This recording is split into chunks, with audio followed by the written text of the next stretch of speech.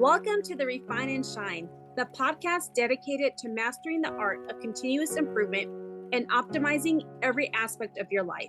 I'm Angelina Rivera, your host, and together we'll uncover the secrets to refining our lives, our habits, and our processes to unlock our inner brilliance.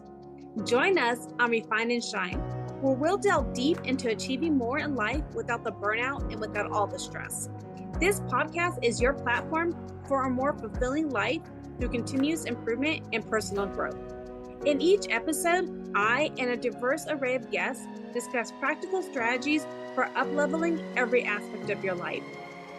From developing good habits and organizing your space to refining your mindset and personal goals, we're going to explore it all. Our guests share personal stories about the systems they've developed or systems they've used and the tweaks they've made in their lives when refinement was needed, allowing them to truly shine. Listen to Refine and Shine to learn how you can implement continuous improvement techniques in your daily routine, develop and maintain healthy habits that lead to success and satisfaction, organize your life to reduce the stress and increase your productivity, foster a growth mindset that propels you to new heights. My mission is to inspire you to take bold action, make positive changes, and become the best version of yourself. Whether you're aiming to elevate your career, nurture meaningful relationships, or enhance your overall well-being, Refine and Shine is your guiding light. With over 25 years of experience in continuous improvement, I help businesses streamline their processes, establish efficient work areas, and implement standard work protocols.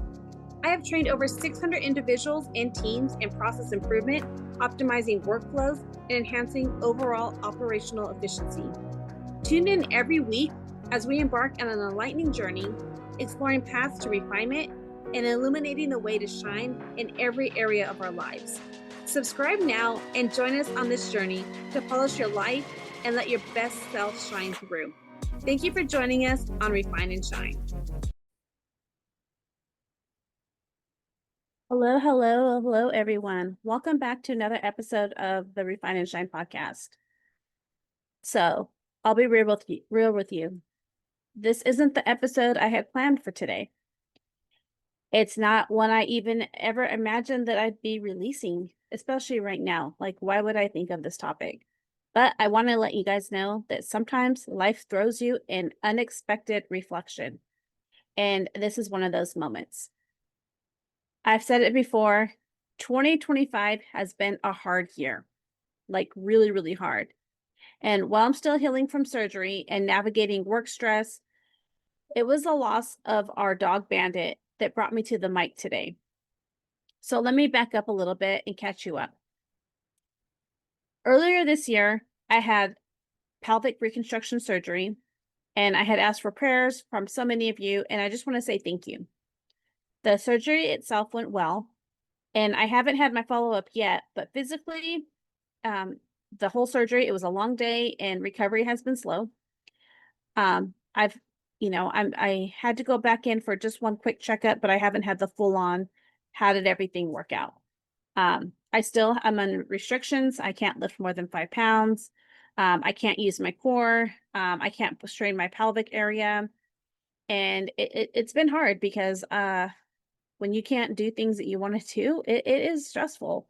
When you think about 5 pounds, basically the instructions are you can't lift more than a gallon of milk. And so that's hard. I have to make sure that every 45 minutes I'm up, walking around, exercising my bladder, all the things.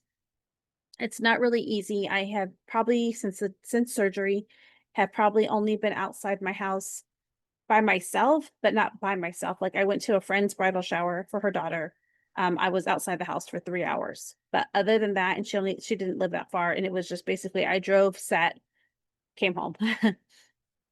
But really have not been outside the house, especially by myself. It's been hard. The recovery is taking some time. And so the only thing I can really do, to help myself is to walk. And for someone like me who's used to doing so much, 2024, I traveled so much. I did so many things. I think I went to over 15 states in 2024. I became platinum for my airline miles, um, all the things. And now I'm just like on a pause. So for me, it's, I'm so used to doing so much, and this limitation, it's kind of its own kind of pain. Um, like when I look in the mirror, because I'm still recovering, it's been tough. Like my body's still swollen. I have bloatedness. And I know it's part of the healing, but some days I'll tell you it's like really discouraging. Um, During the surgery, at the recovery from the surgery, I only took off 10 days off work, even though the recommendation was 10 weeks to 3 months. I just came back early because honestly, we're understaffed, deadlines are pressing, and I've been able to work remotely. So that was a reason why I was like, well, if I can work and handle it, I'm going to go ahead and work remotely. And that's helped. But like I said, I still have to move every 45 minutes. I have to stretch, I have to exercise my bladder. It's a lot. And, we just got the car repairs done. Our accident wrapped up. All that was done. And so our oldest dog, Dodger, he started to decline. And so we took him into the vet, and at nearly 14 years, he's 14 years in human years, surgery wasn't going to be a good option. So we're just focusing on giving him comfort, meds. We gave him some antibiotics to help his infection. He's done with those. We've just given him a lot of care and a lot of love. And so I think I've shared a little bit about Dodger, and I'm not sure if I've shared it on the podcast, but Dodger has like literally Dodge life. And I'll go into his story in a little bit, but he has a son, Bandit. Now, Bandit, he started to have issues too, like digestive problems, low energy. Um, but he still have like some spark that he would show, especially when it came to water. And if you follow me on social, you know that Bandit loves water. I used to share posts all the time. Um, if we had a trough, a kiddie pool, anytime I buy a pool, we had to have a dog pool for the summer. Sometimes he'd break it the same day because he just had to jump in it. Puddles, you name it, he would jump in it, splash like it was his own personal spa. I remember one time my husband was doing some work on the yard, and he was you soak the dirt and things like that. And we'd go outside, and Bandit's like laying where the water's soaking, like making his own little doggy pool. That's just the kind of dog he was. I say he was because let me tell you, Friday morning, this past Friday, he seemed a little off. He was wobbly, a little tired. We watched him closely, but then later that day, when I went to go check on him in the afternoon, he had passed. And that was hard. It was, I was so shocked. I remember screaming, like, oh my gosh. I ran, my husband was laying down. I ran to him. I'm like, Bandit's passed. Bandit's gone. Ran to get my son. Luckily, it was on a day that we were all home. Ran to get my son, like, dad needs help. And hurry up and got the other dogs into a different area of the house so that they could take care of Bandit. It was unexpected, and I'll tell you, it crushed me. Because, when he started having his little issues, I started making his dog food. Like I was making him I'd make him oatmeal, I'd make him rice. Like I'd do all these things for him. And he was like our grandpuppy. And he was our dog. Like he has been a part of our lives for 12 years and 7 months since the day he was born. And so it just brought a wave of memories, and it just got me to reflect. I mean, and so I just thought I'd write this. I was writing all these things down. I was journaling, and I'm like, I'm just going to make this into a podcast. Because, these animals, they're not just our pets. They're part of our healing story. And so let me take you back to 2011. We were in a dark season. My husband was struggling with his mental health, and he had been taken off of work because it was so bad. And someone had a litter of puppies born on July 5th. And when we went to go check them out, when it was their time to see if anybody wanted them, it was around the beginning of August. So it really wasn't a full 6 weeks old. But this pup walked straight up to my husband, and we called her Halo. She was had white fur. We called her White Girl. She was our Halo. And that was it. We knew she was ours. So we took her, and I remember shortly after, like, we got her, and then the kids, when they were back to school pictures, they're uh, holding her up in their back to school pictures. She would love to get our little water. She'd go with us everywhere because she was a pup, brand new to us. She would get a water bottle and drink out of the water bottle, like hold it with her paws, just an amazing little dog. Um, and so we had her and, brought her into our family. This was in August 2011. And weeks later, there was a storm, and there was a really bad storm. Electricity went out. We were at a birthday party for one of my cousins, and a family friend that was there. They said that their dog who had just had a litter, August 10th, the dog had a litter. So this is about August 27th, about, 17 days. Uh, the mama pup got scared of the lightning and the thunder, ran out, and got hit by a truck or a car. So she passed. And so there was still her litter. And because Halo's mom still had milk, they took her over to that house, and they couldn't find all the pups for some reason. They couldn't find them all.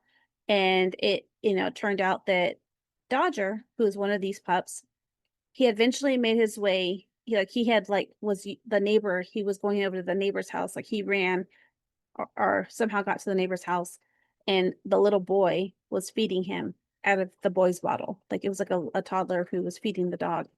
And so when Dodger was brought to the home where Halo's mom had milk, um, he just wasn't attaching the right way. And so we took in Dodger.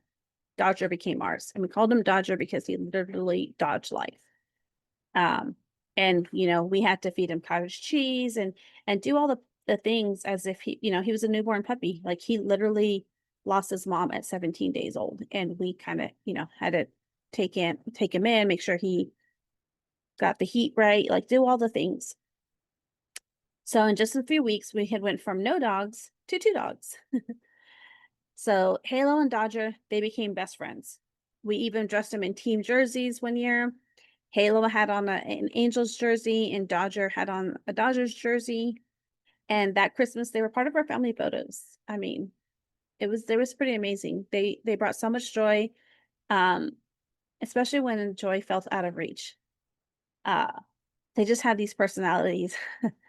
I just don't even know how to explain it, but it was pretty amazing. And when I say that it really helped, like I said, my husband was suffering from some mental health issues. He had been taken off work. And during all this time, it got to the point where he got his disability retirement, but these dogs gave him purpose, helped him move his body. Dogs have to be taken out, they have to be cared for. And it was really important for that healing process.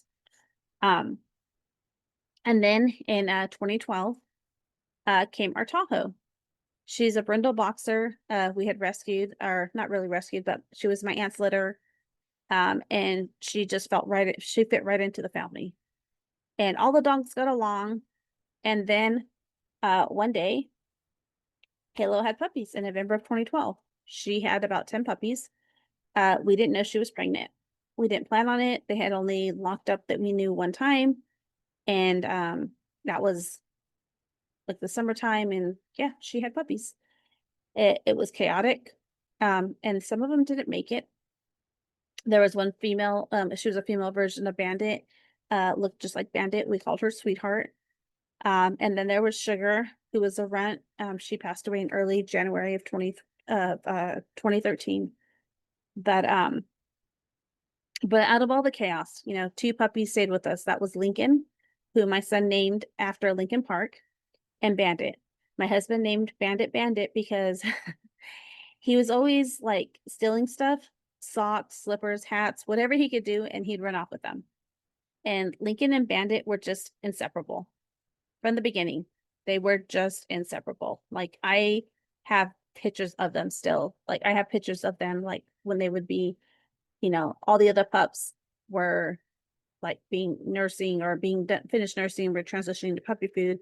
They would be laying next to each other. Like, they were each other's best friends. Um, We'll be back after a quick break. Feeling overwhelmed by endless to-do lists and constant distractions? You're not alone. Many professionals and entrepreneurs struggle with never-ending tasks that spill into personal time, difficulty prioritizing what's truly important, a lack of clear structure in their daily routines. Well, let me introduce you to your Unlock Your Time Potential program, an 8-week coaching program designed to help you reclaim your time and boost productivity.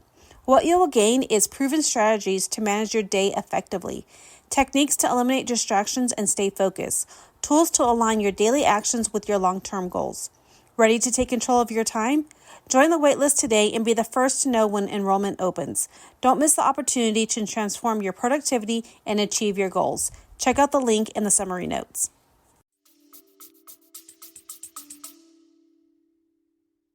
And so that was it. Like we had went from no dogs, then we have 2 dogs, and then 3, and then all of a sudden we're a 5-dog household. Like we have more dogs than we have humans in our lives, right?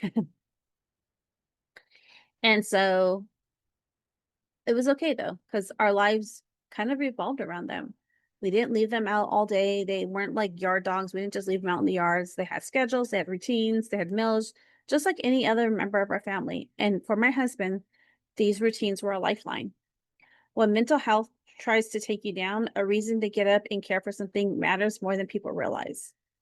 But life, as it does, keeps moving.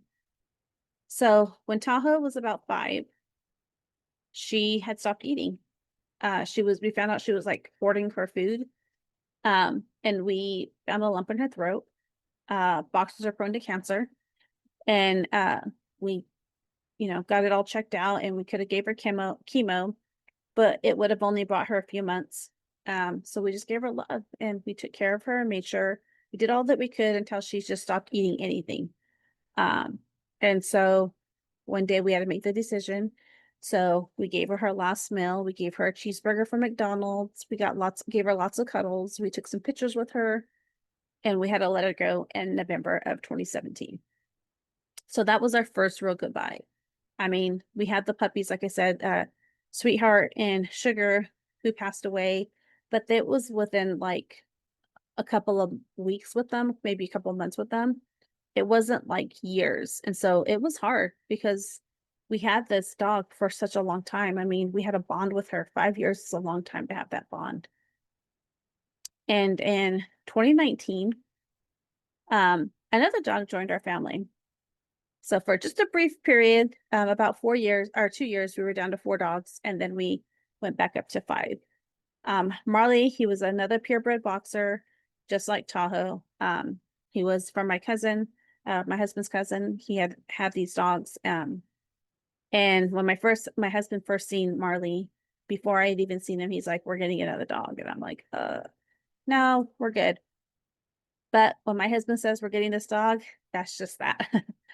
So he was born in May, and he came home with us in July. And Marley became my husband's emotional support animal. Went with him side by side. Whenever my husband went, Marley was there. Just everywhere. He's been on trips with us, all the things. He still sleeps next to me, of course, because that's just life. But he was brought into our home with love, and with love for love.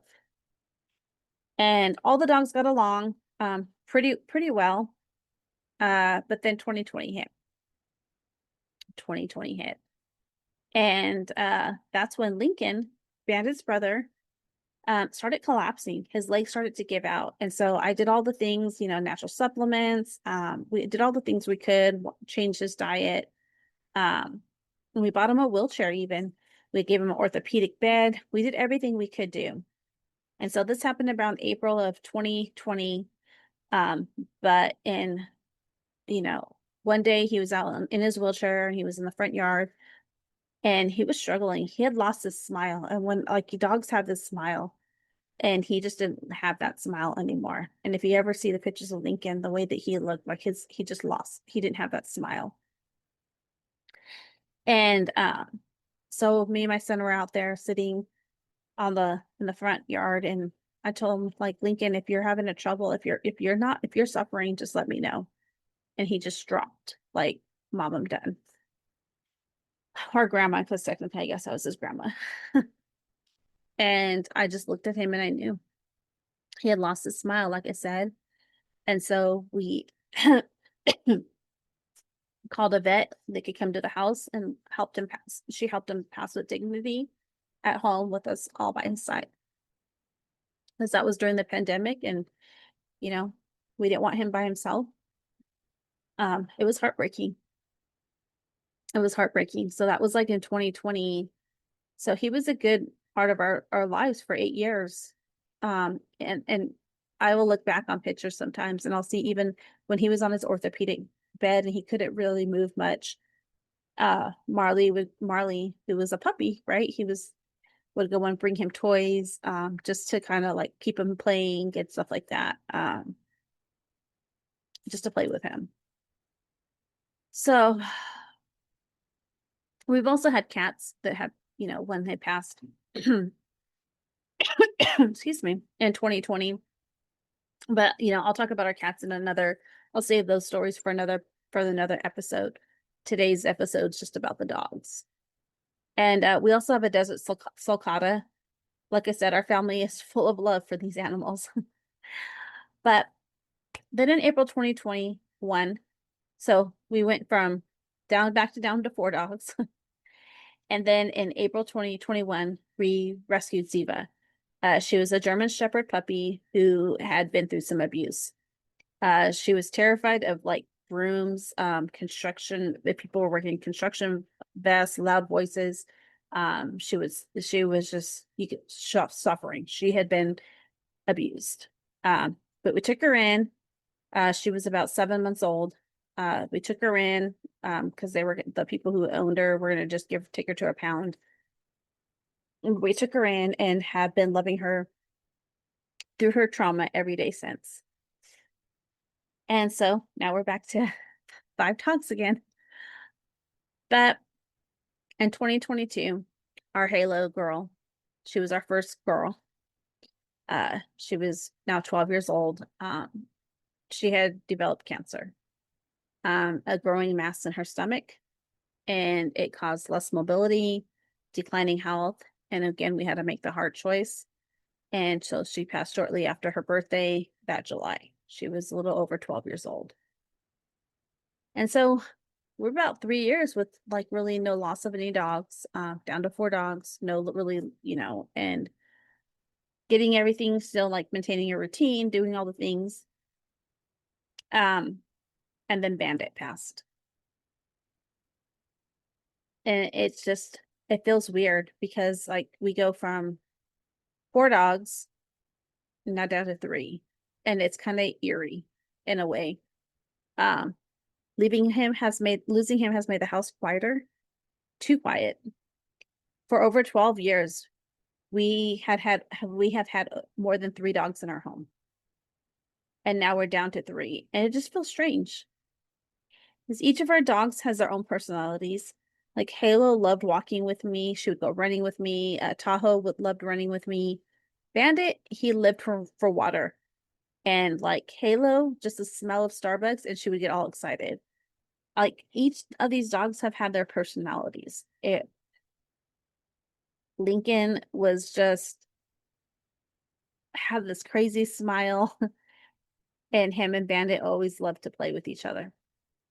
And so, like I said, it's made the house quieter. It's like taking the dogs out is so weird. It's like a matter of seconds compared to minutes, when they have their routines.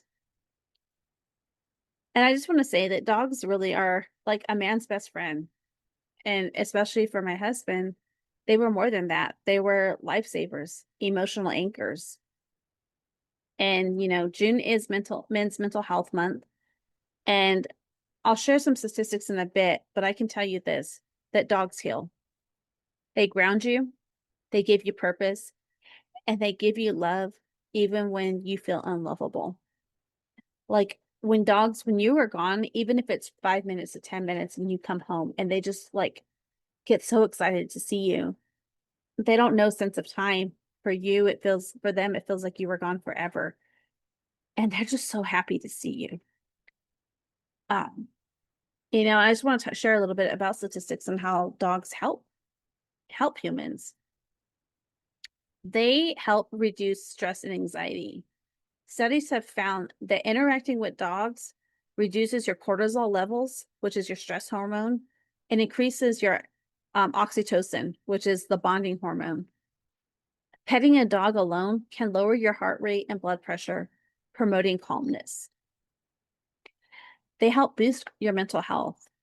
According to studies, 74% of pet owners reported mental health improvements from owning a pet. And 75% of pet owners said that having a pet improved their mental health of a friend or a family member. And CDC reports that pet owners have lower blood pressure. It's the physical health benefits.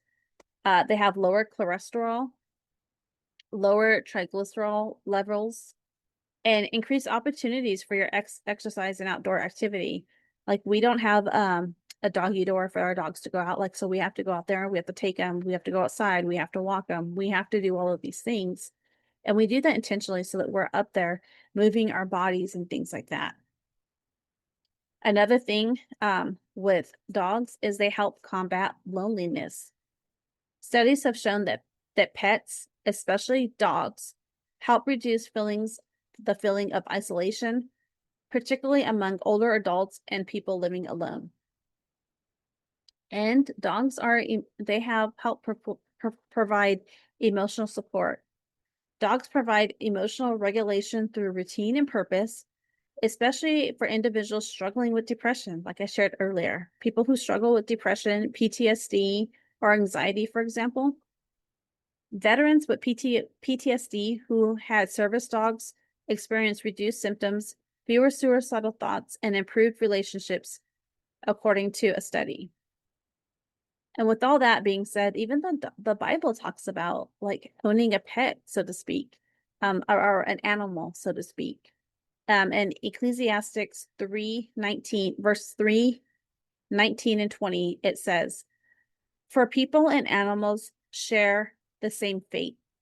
Both breed and both must die." So people have no real advantage over animals. However, how meaningless. Both go to the same place. They come from dust and they return to dust. And this kind of just reflects on life, death, and the connection between all living beings. Like we have these connections with these animals for a reason. Like we all came from dust and we return to dust, so to speak, if you're a person who believes. For me, it's God. So today I just want to honor all of them, honor all these dogs that, if you're a listener and you've had a dog in your life, I know you can relate to this. I know because when I posted our dog passed, so many people reached out and I felt it. I felt your love and I felt your pain because of the losses that you've experienced. So I want to honor all of, we have four dogs that were with us for years up in heaven. Our Halo, our Tahoe, our Lincoln, and now our Bandit. And then, of course, we have our Sugar and our Sweetheart. And then there's still the ones that are with us. We have Marley, who's, been in our lives for over 6 years. Ziva, who's we've had for over 4 years. She'll be 5 in August. Dodger, who's been a part of he's our longest dog that we've had. He'll be for almost 14 years. His birthday is, coming this August. And so I share this not to grieve, because I am hurting and I am so thankful for all those who've reached out, but to also know that they're at peace. Once dogs suffer and you see that they're in pain, once they go to heaven, they're no longer suffering. I believe all dogs go to heaven. But it's just to remind us too, to remind you, to remind me that what is this podcast about? It's about refining and shining, right? And so that's with the healing. And sometimes we have to heal. And so sometimes healing comes with 4 legs, a waggy tail, and muddy paws. I'll say that again. I share this not just to grieve, but to remind you. Sometimes healing comes with 4 legs, a wagging tail, and muddy paws. And when we say goodbye, it's just not an animal we're losing. It's a part of our story. For those of you who've loved and lost pets, your grief is real and your love is valid, and your heart is not alone. So until next time, keep refining, keep shining, and give your fur babies a little extra love today. I thank you for listening to this podcast today. I can't believe that we're almost at a year of having Refine and Shine podcasts, and I just want to thank you all for listening with me today.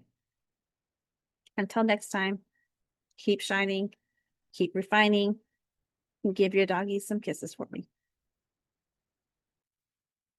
Thank you for joining us on this episode of Refine and Shine. We hope you find valuable insights and inspiration to fill your journey of continuous improvement. Remember, the key to success lies in refining your processes and letting your inner brilliance shine. If you've enjoyed this episode, be sure to subscribe to the podcast and leave a review. Your feedback is greatly appreciated and helps us reach more listeners like you who are eager to refine and shine in all areas of life. Stay connected with us on social media for updates and additional resources and behind-the-scenes content. We love hearing from our listeners, so feel free to reach out with any suggestions, questions, or success stories you'd like to share. As we wrap up, remember that the power to transform your life lies within you. Keep striving for growth, embracing change, and seeking opportunities to refine your skills. Together, let's continue to shine bright and make a positive impact in the world. Until next time, keep refining and keep shining.